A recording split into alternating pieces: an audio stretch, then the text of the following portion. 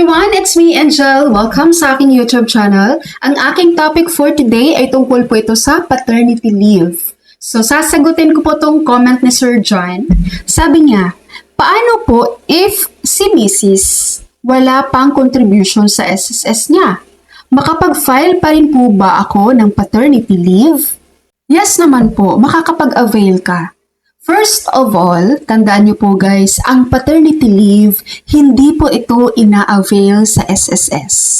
Ito po ay ina-avail ng asawang lalaki sa kanyang company or employer. Wala pong paternity leave sa SSS.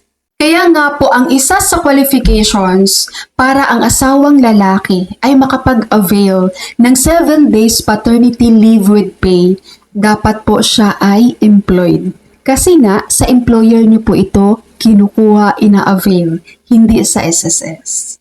Ang Paternity Leave Act of 1996 or RA 8187 ay binibigay po ito or ina-avail ito ng mga married employee, both private and public sector. Tandaan, dapat kasal po ha. Ang ma-avail niyo po ay 7 days paternity leave with pay.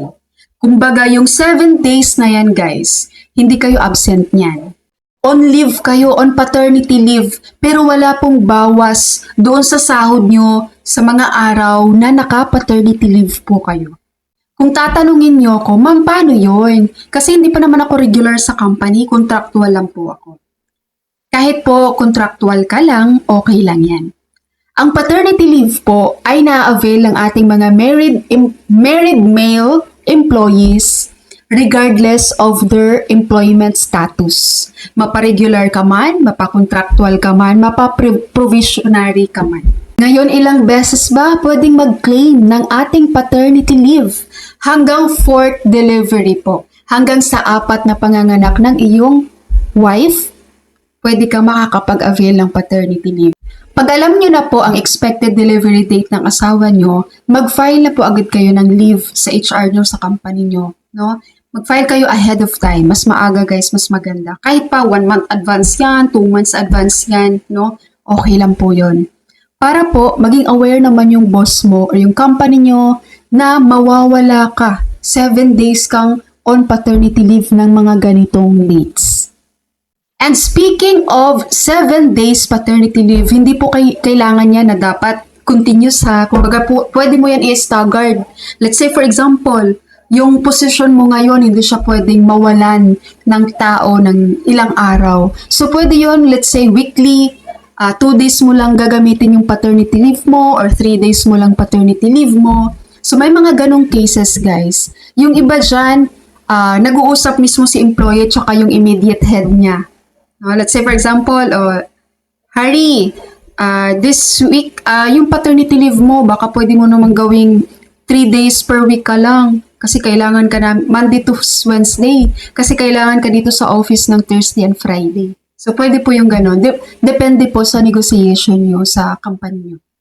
Okay po? So doon naman po sa mga lalaki dyan na hindi po kayo kasal sa asawa nyo, no?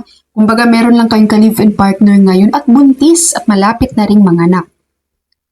Kung hindi po kayo qualified doon sa RA 8187 na paternity leave, pero kung si live-in partner nyo po ay qualified siya for SSS maternity benefits, no? Member siya ni SSS at makakapag-claim siya ng kanyang maternity benefits.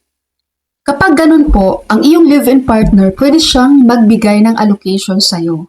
So, up to 7 days po yun. Ibig po sabihin nun, babawasan ni SSS ang kanyang maternity na makukuha. Babawasan ng 7 days. Dahil yun ay gagamitin mo nga na ikaw ay on mag-paternity leave. Pero guys, ako medyo hindi ko talaga nire-recommend yung ganito na allocation doon sa mga hindi kasal. Kasi ang hirap mag-avail sa mga company. Promise. Yung hindi kayo kasal guys, yung mga allocation lang yan. Kasi ang mangyayari dyan, di ba 105 days normal delivery. Kapag hindi kayo kasal, so pag mag-allocate si live-in partner mo sa'yo, babawasan nyo ni SSS ng 7 days. So 105 minus 7 days.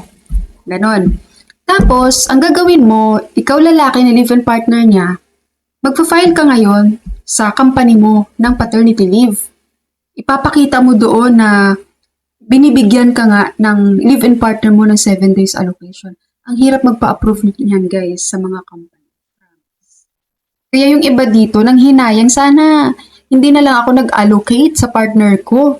Kasi nababawasan na nga ang kanyang maternity leave. Hindi niya rin nagagamit and hindi siya pinayagan doon sa company. Yun ang mahirap kapag hindi kasal, no? Kaya doon sa mga hindi kasal guys, tapos manganganak ang iyong live-in partner, mag-file na lang kayo ng leave without pay. Yun na lang.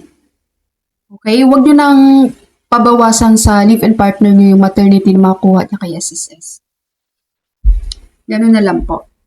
Alright, so that's all for my video for today. Thank you so much for watching everyone. God bless you all.